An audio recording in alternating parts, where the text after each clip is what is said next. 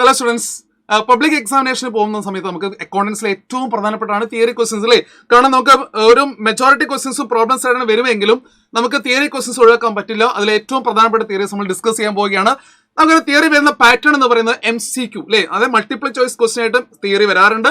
അതുപോലെ തന്നെ 2 മാർക്സിനും 3 മാർക്സിനും ഒക്കെ തിയറി വരാറുണ്ട്. അതുകൊണ്ട് പ്രധാനപ്പെട്ട തിയറി ക്വസ്റ്റ്യൻ നമ്മൾ പ്രാക്ടീസ് ചെയ്യാൻ പോവാണ്. ആ ഏരിയ കണക്ട് ചെയ്തുകൊണ്ട് നിങ്ങളും കൂടി ഒരു പ്രിപ്പറേഷൻ നടത്തി കഴിഞ്ഞാൽ 1 മാർക്ക് പോലും ഈ വരുന്ന എക്സാമിനേഷൻ തിയറിയിൽ മിസ്സാവില്ല. So we are moving to the question. ആദ്യം ഒരു തിയറി ക്വസ്റ്റ്യൻ ആണ്, ഒരു 1 മാർക്ക് ക്വസ്റ്റ്യൻ ആണ്. ആ 1 മാർക്ക് ക്വസ്റ്റ്യൻ പ്രോഫിറ്റ് ഡിസ്ട്രിബ്യൂട്ട് ചെയ്യാൻ ഏത് അക്കൗണ്ട് എന്നുള്ളതാണ്. നമുക്കറിയാം പ്രോഫിറ്റ് അപ്രോപ്രിയേഷൻ അക്കൗണ്ട് ആണ്, ഒരു നോർമൽ ക്വസ്റ്റ്യൻ ആണ്. ദെൻ നമുക്ക് വരുന്നത് എങ്ങനെയാണ്, പാർട്ണർഷിപ്പ് ഡീഡിൽ നിന്ന് 3 ക്വസ്റ്റ്യൻ വരാം. ഒന്ന് വാട്ട് ഈസ് പാർട്ണർഷിപ്പ് ഡീഡ്, അല്ലെങ്കിൽ എന്തൊക്കെ കണ്ടന്റുകളാണ്, അല്ലെങ്കിൽ in the absence of partnership deed.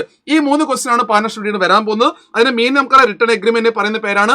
അതുപോലെ തന്നെ കണ്ടന്റിലേക്ക് നമുക്ക് മാക്സിമം ഒരു 5 കണ്ടന്റിനെ ഓർമ്മിച്ച് നോക്കുക. Name and address of the partners പഠിക്കുന്ന പോലെ, name and address of the firm പഠിക്കുന്ന പോലെ, ഒബ്ജക്റ്റീവ്സ് ഓഫ് ദ ബിസിനസ് ആയിട്ട്, contribution capital amount of the partners ആയിക്കോട്ടെ, ഇൻട്രസ്റ്റ് ലോൺ എക്സെട്ര. അപ്പൊ ഈ കാര്യങ്ങൾ കണ്ടന്റുകൾ പഠിച്ചുകൊണ്ട് നിങ്ങൾ ഡീഡിന്റെ കാര്യം ഒന്ന് കറക്റ്റ് ചെയ്ത് വെക്കണം. ഇനി ആബ്സെൻസ് ഓഫ് പാർട്ണർഷിപ്പ് ഡീഡ് ആണ്.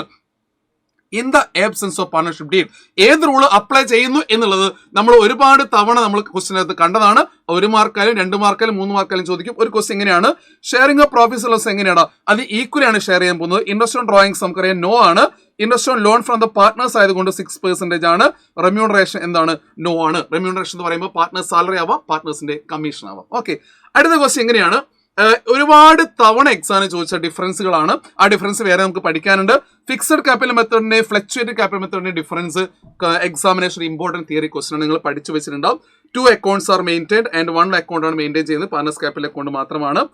പാർട്ണേഴ്സ് ക്യാപിറ്റൽ അക്കൗണ്ട് വരച്ചു കഴിഞ്ഞാൽ പാർട്ണേഴ്സ് കറന്റ് അക്കൗണ്ട് വരയ്ക്കുന്നത് നമുക്കറിയാം fixed capital മെത്തേഡിലാണ്.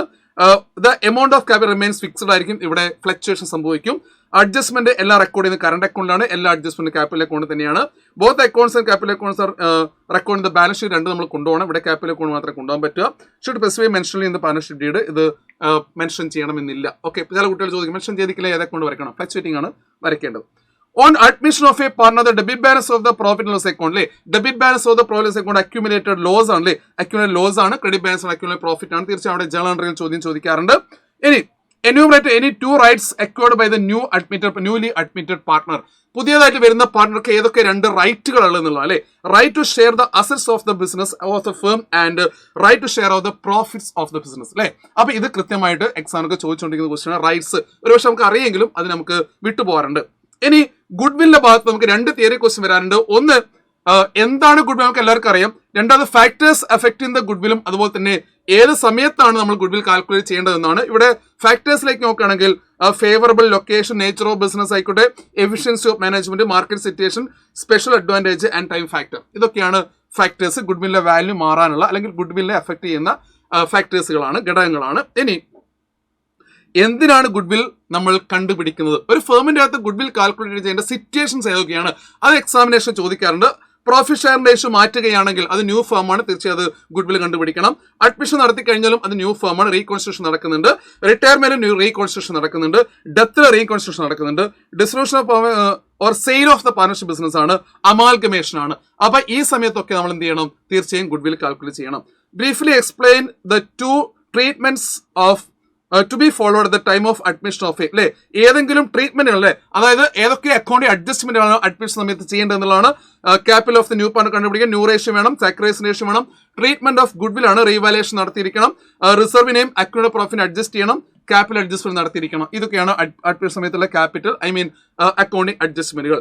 Various adjustment at the time of retirement. നമുക്കറിയാം അഡ്മിഷൻ സമയത്ത് റിട്ടയർമെന്റ് സമയത്തും നമ്മൾ അക്കൗണ്ട്സിൽ എന്തൊക്കെ മാറ്റങ്ങൾ വരുത്തുന്നുണ്ടോ അതൊക്കെയാണ് ക്വസ്റ്റ്യൻ എന്ന് പറഞ്ഞിരിക്കുന്നത്.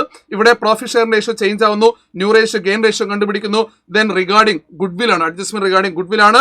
റിസർവ് ആൻഡ് അക്യൂമുലേറ്റഡ് പ്രോഫിറ്റ്സിന്റെ അഡ്ജസ്റ്റ്മെന്റുകൾ ഉണ്ടാവും. റീവാലുവേഷൻ നമ്മൾ നടത്തിയിരിക്കണം.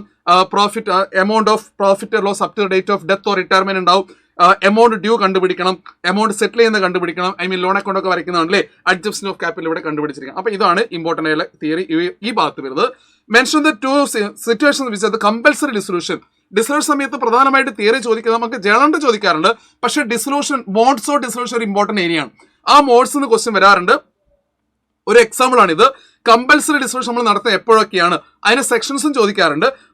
Where all the partners or all except one partner will install, ഒന്നുകിൽ എല്ലാവരും അല്ലെങ്കിൽ ഒരാൾ ഒഴികെ ബാക്കിയുള്ള ഇൻസ്റ്റോൾമെന്റ് ആവുക. അപ്പോൾ ഒരാൾ മാത്രമല്ലേ ഉണ്ടാവും, അത് പാർട്ണർഷിപ്പ് എന്ന് പറയാൻ പറ്റില്ല.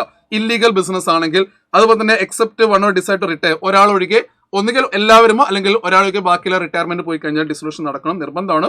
All partners are except die, ഒരാളോ അല്ലെങ്കിൽ എല്ലാവരുമോ അല്ലെങ്കിൽ ഒരാൾ ഒഴിച്ച് ബാക്കി എല്ലാവർക്കും ഡെത്ത് സംഭവിക്കുകയാണെങ്കിലും അവിടെ ഡിസൊല്യൂഷൻ കമ്പൽസറി ആണ്. അപ്പൊ ഡിസൊല്യൂഷൻ ഭാഗത്തും ഒരു ഇമ്പോർട്ടന്റ് തിയറി ചോദിക്കാറുണ്ട്. Explain the order which the amount of realisation, അല്ലെ, റിയലൈസ് ചെയ്യുന്ന സമയത്ത് ഏത് ഓർഡറിലാണ് നമ്മൾ എക്സ്പെൻസ് അല്ലെങ്കിൽ എന്തൊക്കെയാണ് ചെയ്യുന്നുള്ളതാണ്. ആദ്യം റിയലൈസേഷൻ എക്സ്പെൻസ് മീറ്റ് ചെയ്യുന്നു. പേയ്മെന്റ് ഓഫ് ഡെപ്റ്റ്സ്, തേർഡ് പാർട്ടീസിന് ഡെപ്റ്റ്, ക്രെഡിറ്റേഴ്സ് ആവാം, BOD ആവാം, ബിൽസ് പേബിൾ ആവാം, അതൊക്കെ സെറ്റിൽ ചെയ്യണം. Then payment of loan from the പാർട്ട്നേഴ്സിനോട് പിന്നീട് സെറ്റിൽ ചെയ്യാം. ക്യാപിറ്റൽ നമ്മൾ എന്ത് ചെയ്യണം, ഡിസ്ട്രിബ്യൂട്ട് ചെയ്ത് കൊടുക്കണം, പാർട്ണേഴ്സിന് അത് തിരിച്ചു കൊടുക്കേണ്ടതാണ്. Surplus or any distributed to partners profit share, എന്തെങ്കിലും സർപ്ലസ് ഉണ്ടെങ്കിൽ പ്രോഫിറ്റ് ഷെയറിന്റെ ഇഷ്യൂല് പാർട്ണേഴ്സ് ഡിസ്ട്രിബ്യൂട്ട് ചെയ്യുക. So these are the important theories in connection with dissolution. ഇനി നമുക്ക് ഡിസൊല്യൂഷന്റെ another theory, that is dissolution of പാർട്ണർഷിപ്പും ഡിസൊല്യൂഷൻ ഓഫ് പാർട്ണർഷിപ്പ് ഫേമും ഒരുപാട് തവണ എക്സാമിന് ചോദിച്ചാണ്. Business is not terminated, business of the firm is closed. അസസ് ആൻഡ് ലയബിലിറ്റീസ് ലീവ് വാല്യൂ ആണ് ചെയ്യുന്നത്, ഇവിടെ റിയലൈസേഷൻ നടത്തി വിൽക്കുകയാണ് ചെയ്യുന്നത്. എക്കണോമിക് റിലേഷൻഷിപ്പ് ചേഞ്ച് ആവുന്നേ ഉള്ളൂ, ഇവിടെ കഴിയാൻ പോവുകയാണ്, എൻഡ് ആണ് സംഭവിക്കുന്നത്. ബാലൻസ് ഷീറ്റ് പ്രിപ്പയർ ചെയ്യുന്ന ഇമ്മീഡിയറ്റ് ആയി ഇവിടെ ബാലൻസ് ഷീറ്റിൽ നമ്മൾ ബാങ്ക് അക്കൗണ്ട് വെച്ച് ക്ലോസ് ആണ് ചെയ്യുന്നത്. അപ്പോൾ ഡിസൊല്യൂഷൻ ഭാഗത്ത് കൂടുതൽ തിയറി നമുക്ക് കാണാൻ സാധിക്കുന്നുണ്ട്, നല്ലോണം ശ്രദ്ധിക്കണം. Briefly explain the treatment of losses in the settlement of accounts and dissolution. Loss എങ്ങനെയാണ്, അല്ലെ, അത് ഒന്ന് first out of profit, next out of capital of the partners, lastly if necessary by the partners individually in their profit share. Private ഡെപ്റ്റ് വരെ liable ആണ് partnership, അല്ലേ. അപ്പൊ ആ രീതിയിലും നിങ്ങൾ ഡിസൊല്യൂഷൻ ഒരു ക്വസ്റ്റ്യൻ പഠിച്ചു വെക്കണം. സോ ഇത്രയും സെറ്റിൽ ചെയ്തുകൊണ്ട് നമ്മൾ തിയറി ഭാഗത്ത് നിന്ന് എല്ലാ മാർക്കും സ്കോർ ചെയ്യണം, ഒരു മാർക്ക് പോലും മിസ്സാൻ പാടില്ല. അടിപൊളിയായിരിക്കുക, തിയറി നിങ്ങൾക്ക് ഒരു മാർക്ക് പോലും മിസ്സാവില്ല.